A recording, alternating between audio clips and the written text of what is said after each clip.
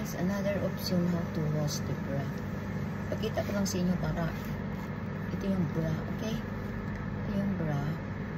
Ilagay natin sa net para di magkablikot.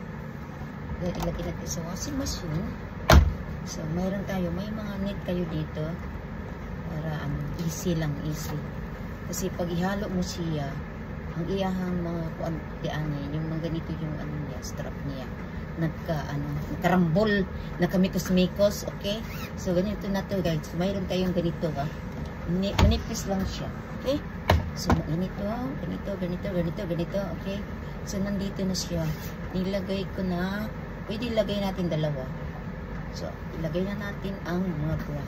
So, ito yung dalawang, yung bang, mayroon tayong another option kung paano maglaba ng, para madali. Pag matapos na siya maglaba, madali na siyang sampay. Kaya usahay mo gabitang imong irambol siya. Pag imong irambol, mo siya, hindi mo siya lagyan ng net. So, kailangan, naka-close yung niya. Yung ganon. So, tapos, ito na siya, guys. So, ito na yung paglaba ng then, ihalo natin yung mga, pero tinanggalan ko na siya ng dumi. Yung medyas. Okay? Mga sak. So, na natin dito. Okay, ganun lang, simple lang. Okay. Ito na natin, natanggal ba yung parang hindi na siya natanggal. Chip natin, natanggal ba yung stain. Bago ninyo ilagay dun sa kailangan natanggal ang stain, guys.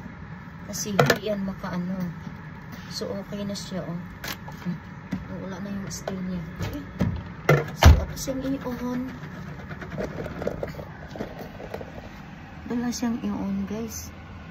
I-on natin siya ng color siya, 30 cold color. Tapos ato lang kasi siya, fragile siya ha. So, iano natin siya ng yung spin niya, iano natin siya ng 400 guys. So, 400 tapos stop natin. Yes, well done. Okay, ganun.